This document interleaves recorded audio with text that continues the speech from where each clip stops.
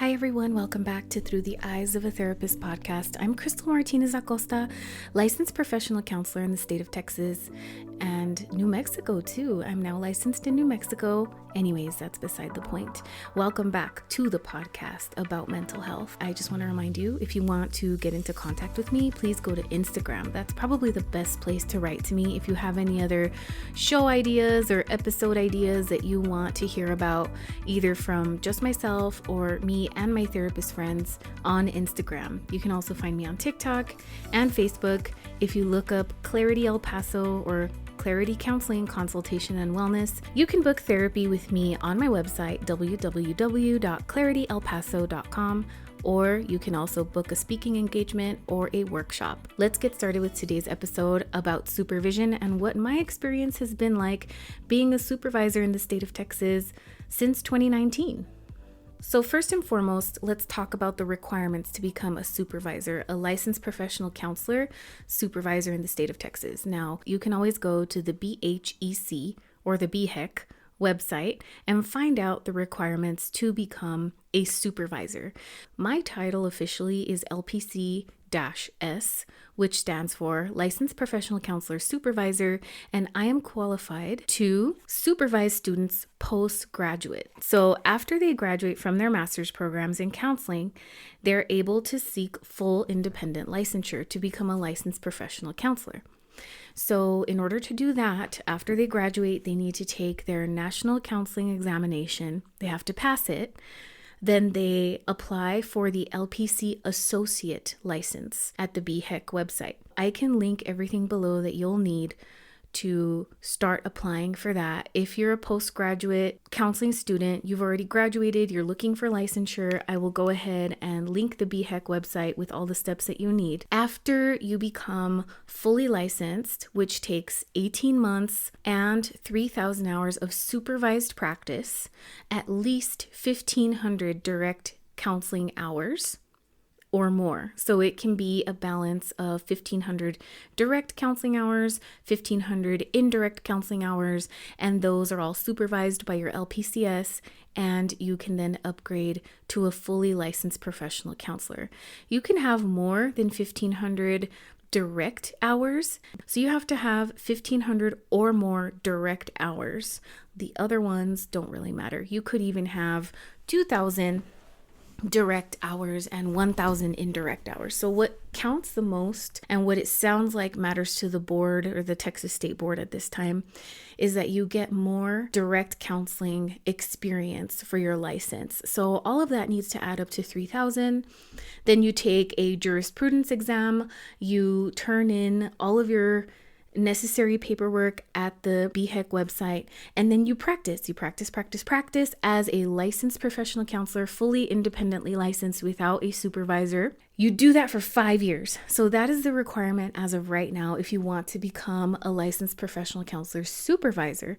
So when you become a supervisor, you have to go into the BHEC website, go log into your portal, and let them know that you want to upgrade your license to supervisor status. You don't have to do it at the same time that you renew your license. You can do it at an off time. So for example, I renew my license May 31st of every 2 years. But if I take my LPC supervision course in the middle of the September before I have to renew, then I am able to apply for my supervisor license a few months before that, right? So you don't have to do it at the exact time that you are renewing your license, as long as you submit the application and let the board know that you want to become a supervisor. So the way that I became a supervisor was I've been licensed since 2012, and I did a few more than 5 years of independent practice under my licensed professional counselor LPC license. Then what I wanted to do was, and my dream has always been, to become a supervisor, because it's very important for me to be able to influence the next generation of therapists. As you know, many of my listeners know that I decided to become a therapist because of my own previous lived experiences with mental health and navigating the mental health system here in El Paso, Texas, I find it very important to have very well trained therapists who understand nuance, who understand diagnosis, who understand historical intergenerational trauma, oppression, and what the culture is like in El Paso and in Texas generally. I really wanted to influence the quality of the next generation of therapists, for them to be really good at what they do. And so one way for me to do that was for me to become an LPCS, right? So after I decided that my action aligned with my values, I took a 40-hour supervisor course. Now, there are a few that are offered in the state of Texas, but I'm going to insert a plug here for who I think gives one of the best 40-hour courses in Texas, and that would be Dr. Kate Walker.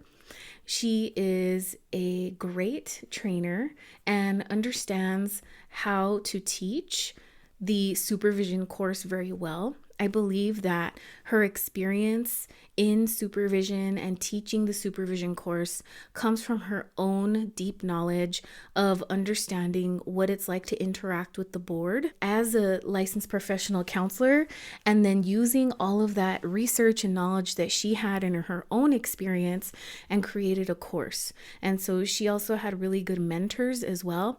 And now she has a podcast and a couple of books out there, and she teaches at a couple universities in counseling programs. So her experience really influenced my experience as a supervisor, and it still continues to do so today. If you want more information about Kate Walker's 40-hour supervision course, I will link it below.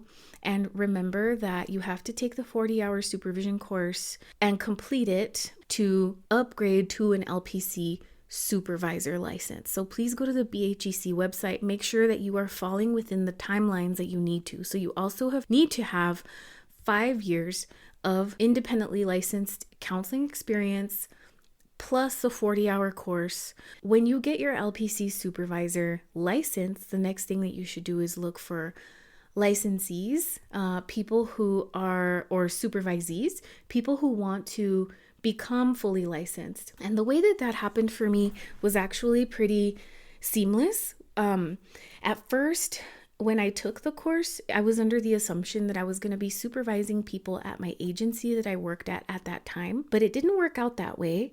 What ended up happening was I went into private practice and I had to kind of find my own supervisees. When I put my name out there on Instagram and Facebook and on my website about the supervision resources that I was offering and the supervision I was offering to LPC associates, I think the word spread pretty quickly. Part of the reason that I think the word spread quickly is that I do a lot of like community trainings and outreach, who were some of those people who were previously students at local universities or who were familiar with my trainings and my work reached out to me when they found out that I was offering supervision services. The other part that I think really helped me get supervisees was not only being active on my social media and being able to advertise my supervision services, but it was also word of mouth. So I let my old LPC supervisor know that I was accepting supervisees. He was able to spread the word out there for me, and then more people started to reach out to me because they knew that that LPC supervisor, who is Richard Salcido, once he was my supervisor. So it's kind of like when people choose you as a supervisor, you also have your own history of supervised experience. And so I think the people who wanted to be supervised by him, but he didn't have enough room for at the time, were referred to me by him and are kind of being vicariously trained by him, right? Because his voice became my voice in my clinical brain, right? So who you are supervised by is very, very important. It's a very big decision in your professional and clinical life because that person's voice becomes your voice. So sometimes I can even hear, 12 years later, 14 years later, Richard's voice in my head as I practice or as I supervise. So it's kind of like a vicarious process. So I thought that that was a really cool thing. So networking through the people that you already know can also be a way for you to gain supervisees. Also, Kate Walker offers a Facebook group that's pretty active with other LPC supervisors across the state. And we refer people to each other often. So we ask each other on the Facebook group, hey, does anybody have room for another supervisee?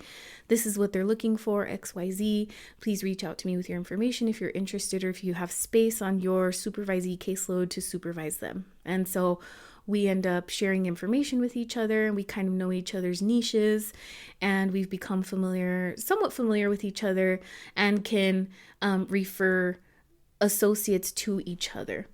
So I just want to come on here and encourage those of you who are listening, who might be on the fence about supervision, and maybe you're not sure if you should supervise or not, to try to convince you to try it. I think that if you are the type of clinician who is very ethical, very conscientious, you have an expertise in maybe really understanding the way you apply the ethical code in a specific clinical situation or with a specific population, then we need supervisors like you out in the field out here in Texas. Because from what I understand, there are not enough supervisors, which is a little bit baffling to me, but I totally get it at the same time, because whatever your supervisee does, you are liable for. So when you are screening people to supervise, it's very important to make sure that not only are you a personality fit, but do they have a good work ethic? Are they ethical in their decision-making skills? Are you able to sort of monitor how they have worked before?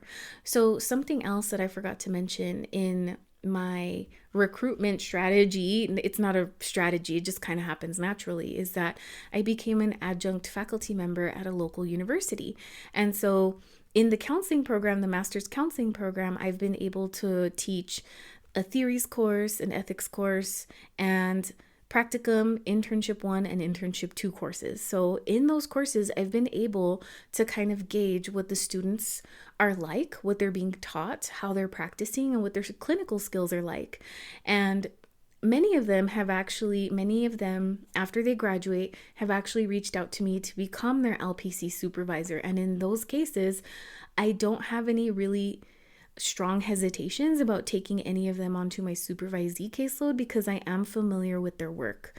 So that could be another way for you to get to know your supervisees, is if you become an adjunct faculty member, or you do some other work with people at your agency. For example, if you work in a group practice or an agency or a nonprofit or something, and sometimes these agencies do pay for you to go to your supervisor trainings so that you can kind of be the in-house LPC supervisor. And if you're able to look at the people that are working with you and understand that maybe they would make a good supervisee or an LPC associate under your wing, then that could be another recruitment strategy. So always remember that when you are picking supervisees, it's really important that you are a personality match, a culture match. And what I mean by culture is that you have similar work ethic, that you have good, strong communication skills with each other, or whatever way you prefer to communicate with them. How independent they are, how laissez-faire or how structured you are in supervision matches with their working style. And then also thinking about the population that they work with. You have to have a competency in the areas that your associate is going to be working with. So for example, because I was trained in a graduate program that taught us both school counseling, which is the ASCA model, and also mental health clinical counseling, I'm able to supervise both styles of counseling.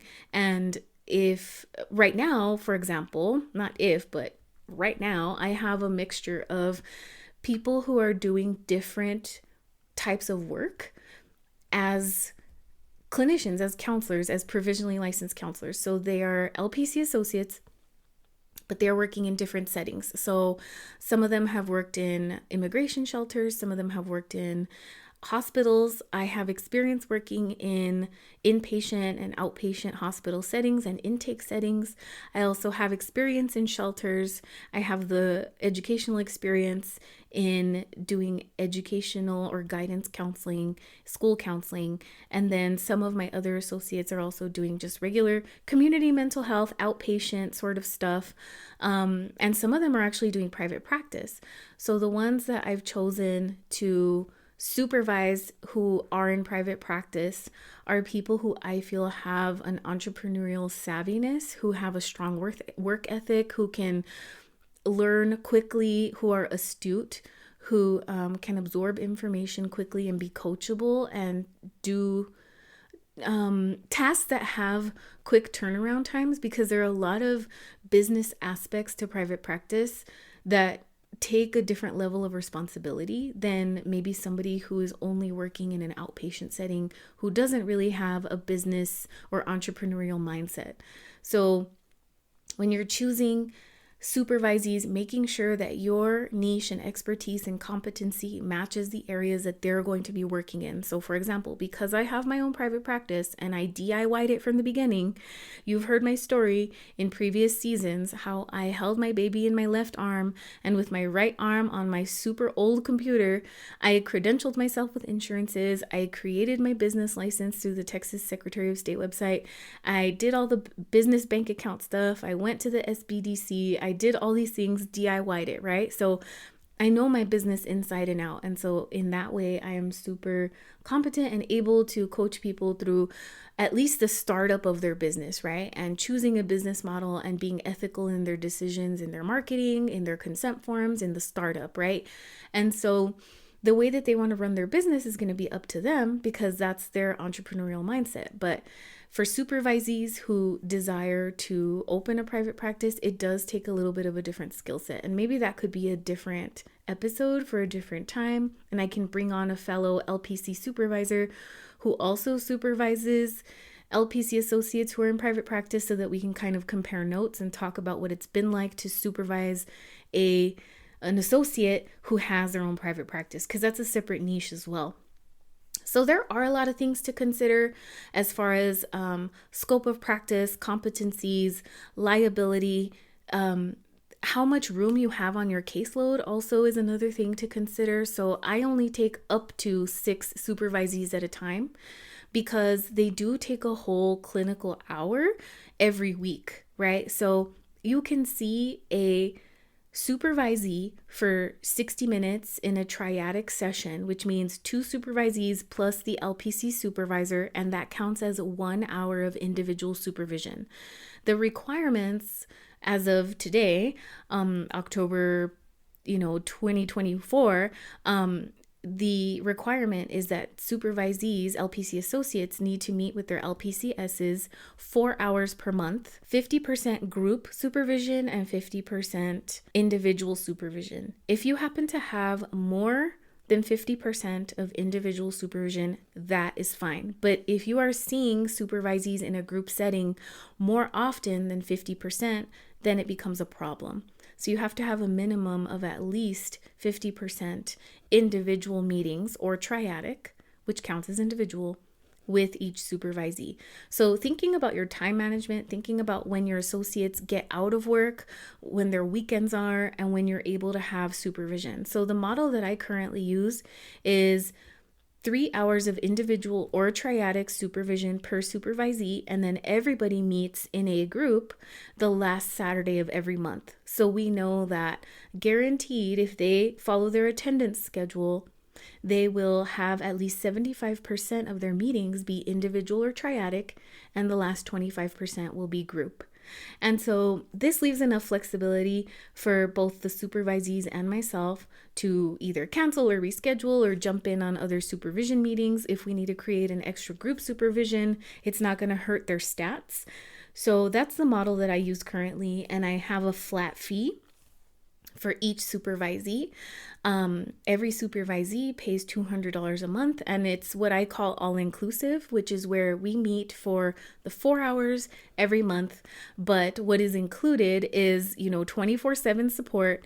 If somebody needs help deciding on a critical case, or there's a huge ethical dilemma, something comes up like a crisis and they need help deciding something, they should and are expected to call me and we talk through it together, because again, my liability is their liability and their liability is my liability, right? So I want to make sure that I'm there and available for people when they are, making important clinical decisions. So I hope that this episode was helpful for you in understanding why you should become a supervisor, how to become a supervisor, what kinds of people you should be choosing to supervise, and what the supervision process is generally like month to month. And if you have any questions about being a supervisor in the state of Texas, please reach out to me again on Instagram at Through the Eyes of a Therapist, on TikTok at My Counselor Life, or you can write to me via my website on the Contact Us page, which is www.clarityelpaso.com. Again, this was Through the Eyes of a Therapist podcast, season 7, and I hope to see you at the next episode. Thanks for listening. Bye.